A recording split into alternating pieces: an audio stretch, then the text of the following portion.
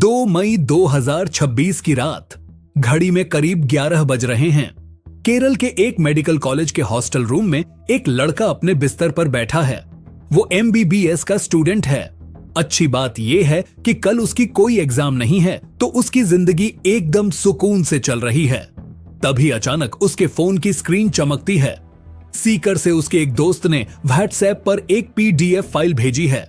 साथ में एक छोटा सा मैसेज था, भाई कल होने वाले नीट के क्वेश्चंस हैं इसमें। अब देखो, उस लड़के को नीट से कोई लेना देना नहीं था। वो तो पहले से ही डॉक्टर बन रहा था। उसने बिना ज्यादा सोचे समझे बस एक कैजुअल तरीके से वो PDF अपने पापा को फॉरवर्ड कर दी और नीचे लिख दिया, पापा दोस्त ने भेजी है सीकर से, हॉस्टल की लड़कियों को दे देना, कल नीट है उनकी। बस एक फॉरवर्ड, एक छोटा सा मैसेज, न कोई गहरी सोच, न कोई गलत इरादा। लेकिन उस लड़के को अंदाजा भी नहीं था कि उसके हाथ से छूटे उस एक मैसेज ने पूरे देश के 22 लाख बच्चों के भविष्य की नींव हिलाकर रख दी थी। सीकर में उसके पापा ने रात को फोन देखा। PDF आई हुई थी, पर उन्होंने सोचा चलो सुबह देखेंगे, अभी सो जाते हैं। अगली सुबह जब तक वो जागे और उन्होंने फाइल खोली, तब तक हॉस्टल की लड़कियां एग्जाम सेंटर के लिए निकल चुकी थीं। यानी वो पेपर किसी के काम नहीं आया। एग्जाम हुआ, बच्चे पेपर देकर अपने अपने घर लौट गए। लेकिन खेल यहां खत्म नहीं हुआ। एग्जाम खत्म होने के बाद उन पिता के मन में एक अजीब सी जिज्ञासा जागी। वो उस PDF का प्रिंट आउट लेकर पास के ही एक कोचिंग सेंटर के केमिस्ट्री टीचर के पास पहुंचे। उन्होंने वो पन्ने टीचर के हाथ में दिए और कहा, सर जरा देखिए तो सही, इस PDF में से आज के पेपर में कुछ आया भी है या सब अफवाह थी? उस टीचर ने मुस्कुराते हुए PDF खोली, सामने नीट का असली क्वेश्चन पेपर रखा और एक एक सवाल मिलाने लगा। 1 सवाल, 2 सवाल, 10 सवाल, और देखते ही देखते उस टीचर के चेहरे का रंग उड़ा गया। आंखें फटी की फटी रह गईं। बायोलॉजी के 90 में से पूरे 90 सवाल हूबहू मैच। केमिस्ट्री के 45 में से पूरे 45 सवाल मैच। 1 कॉमा या फुल स्टॉप का भी फर्क नहीं था भाई। नीट के कुल 180 सवालों में से 135 सवाल उस एक रात पहले आई PDF में मौजूद थे। वो कोई गैस पेपर नहीं था, वो लीक हुआ असली नीट का पेपर था। वो दोनों घबराकर तुरंत सीकर के उद्योग नगर पुलिस स्टेशन भागे। पर जानते हो पुलिस ने क्या किया? कंप्लेंट लेने से साफ मना कर दिया। उल्टा डांटते हुए कहा, जब एग्जाम खत्म हो गया तब क्यों आ रहे हो? एग्जाम कैंसिल करवाना चाहते हो क्या? और उन्हें वहां से भगा दिया। कानून का दरवाजा बंद हो चुका था, लेकिन वो लोग रुके नहीं। उन्होंने सीधा NTA को ईमेल ठोक दिया। NTA ने आनन फानन में इंटेलिजेंस ब्यूरो को इत्तला की और आखिरकार 8 मई को राजस्थान पुलिस की SOG मैदान में उतरी। और भाई, जब SOG ने इस धागे को पकड़कर खींचना शुरू किया ना, तो जो सच बाहर आया उसने पूरे देश के होश उड़ा दिए।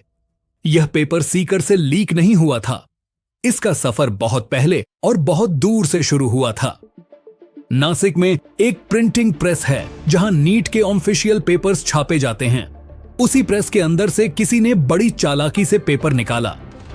मोबाइल कैमरे से फोटो नहीं खींची ताकि कोई ट्रेस न मिल सके, बल्कि एक हाई डेफिनेशन पोर्टेबल स्कैनर से उसे स्कैन किया गया। और यहां से शुरू हुई पाप की वो चेन।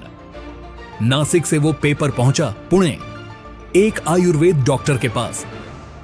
पुणे से कुरियर के जरिए वो नासिक के ही शुभम खैरनार के पास गया, जिसने इसे 10 लाख रुपए में खरीदा और आगे गुड़गांव के एक सिंडिकेट को 15 लाख में बेच दिया। गुड़गांव में बैठकर शातिर दिमागों ने उस पेपर को हाथ से लिखा और एक नकली गैस पेपर तैयार किया। कुल 410 क्वेश्चंस लिखे गए, जिनमें नीट के वो असली 135 सवाल छिपा दिए गए ताकि किसी को शक न हो। 26 अप्रैल को, यानी एग्जाम से पूरे एक हफ्ते पहले, गुड़गांव के एक डॉक्टर ने यह पेपर राजस्थान के जमवा रामगढ़ के 2 भाइयों को 30 लाख रुपए में बेचा। इसके बाद तो जैसे बाढ़ आ गई। एक व्हाट्सएप ग्रुप बनाया गया जिसमें करीब 400 मेंबर्स थे। वो कोई ग्रुप नहीं था, वो हमारे ईमानदार बच्चों के भविष्य का एक डिजिटल बाजार था, जहां सबसे ऊंची बोली लगाने वाले को देश की सबसे प्रतिष्ठित सीट बेची जा रही थी। एग्जाम से पूरे 45 घंटे पहले यह पेपर धड़ल्ले से घूम रहा था। और कुछ रसूखदारों को तो 1 महीने पहले से पता था कि इस बार पेपर बाहर आने वाला है। 1 महीने पहले से, और हमारा पूरा सिस्टम चैन की नींद सो रहा था। जब सीबीआई ने जांच अपने हाथ में ली और कड़ियों को जोड़ा तो पता चला कि नासिक से निकला यह वायरस सिर्फ राजस्थान नहीं बल्कि केरल, बिहार, जम्मू कश्मीर, उत्तराखंड, आंध्र प्रदेश और तेलंगाना तक फैल चुका था। पूरा हिंदुस्तान इसकी चपेट में था। नतीजा 12 मई को एनटीए को ऑफिशियली नीट का एग्जाम कैंसिल करना पड़ा। देश के इतिहास में पहली बार ऐसा हुआ। 22 लाख से ज्यादा बच्चों के चेहरों पर कालिख पोत दी गई और कह दिया गया, जाओ अब दोबारा तैयारी करो, 21 जून को फिर से एग्जाम होगा। उन 22 लाख बच्चों में से हर एक बच्चे ने साल भर रात दिन एक किया था। किसी के पिता ने अपनी जमीन गिरवी रखी थी तो किसी की मां ने अपने गहने बेचे थे कि मेरा बच्चा डॉक्टर बनेगा। पर सवाल यह है कि क्या यह पहली बार हुआ है? बिल्कुल नहीं। पिछले 7 सालों का रिकॉर्ड उठाकर देख लो, इस देश में 70 से ज्यादा सरकारी और कॉम्पिटिटिव एग्जाम्स के पेपर्स लीक हो चुके हैं। 1.5 करोड़ से ज्यादा युवाओं का भविष्य इन माफियाओं की भेंट चढ़ चुका है। 2019 से 2024 के बीच ही अकेले 19 राज्यों में 65 बड़े एग्जाम्स के पेपर लीक हुए। नीट 2021 में पेपर लीक हुआ। नीट 2024 में तो हद ही हो गई थी। बिहार में बच्चों को होटलों में ठहराकर रात भर उत्तर रटवाए गए थे। पुलिस को जले हुए पेपर्स के टुकड़े मिले थे। बात सुप्रीम कोर्ट तक गई थी, पर माननीय सुप्रीम कोर्ट ने तब यह कहकर री एग्जाम से मना कर दिया था कि हम 23 लाख बच्चों को दोबारा एग्जाम की आग में नहीं झोंक सकते। तब क्या हुआ था? कुछ मोहरे पकड़े गए, कुछ दिनों में बेल पर बाहर आ गए और पूरा सिस्टम वैसा का वैसा ही सड़ता रहा। और आज 2026 में फिर वही कहानी दोहराई गई। एनटीए के इतिहास में अब तक सिर्फ 8 बार नीट हुआ है और दुख की बात देखिए कि उनमें से 3 बार 2021, 2024 और 2026 में पेपर के साथ सरेआम खिलवाड़ हुआ। यह कोई इत्तेफाक नहीं है भाई, यह एक सोची समझी साजिश है, एक पैटर्न है। यह एजुकेशन माफिया रातों रात नहीं खड़ा हुआ। इसके पीछे सरकारी अफसरों, कोचिंग सेंटर्स के मालिकों, प्रिंटिंग प्रेस के कर्मचारियों और दलालों का एक बहुत मजबूत और गंदा नेक्सस है। एक मेडिकल सीट की कीमत जानते हो क्या तय की है इन्होंने? 30 लाख से 50 लाख रुपए। जरा ठंडे दिमाग से सोचिए, जो लड़का या लड़की 50 लाख रुपए देकर पेपर रटकर डॉक्टर बनेगा, वो कल को जब थिएटर में आपके या आपके परिवार के पेट पर चाकू चलाएगा तो वो इलाज करेगा या अपनी रकम ब्याज समेत वसूलेगा? अब सबसे जरूरी बात, मैं उस बच्ची के बारे में सोच रहा हूं जो सीकर के उस हॉस्टल के कमरे में बैठी होगी, जो एग्जाम सेंटर से थक हार कर इस उम्मीद में लौटी थी कि इस बार उसका सिलेक्शन हो जाएगा, और उसे 9 दिन बाद पता चलता है कि उसकी पूरी मेहनत को रद्दी की टोकरी में डाल दिया गया है। उस मासूम का दोष क्या था? सिर्फ इतना कि वो ईमानदार थी, काबिल थी और सही रास्ते पर चल रही थी। सिस्टम ने उस जैसी लाखों बच्चियों की पीठ में छुरा घोंपा है। और यही बात आज मैं हर उस स्टूडेंट से कहना चाहता हूं जो इस वक्त कमरे के किसी कोने में बैठकर रो रहा है, जो टूटा हुआ महसूस कर रहा है। सुनो, तुम्हारी मेहनत बेकार नहीं गई है। तुम्हारी काबिलियत को कोई माई का लाल चुरा नहीं सकता।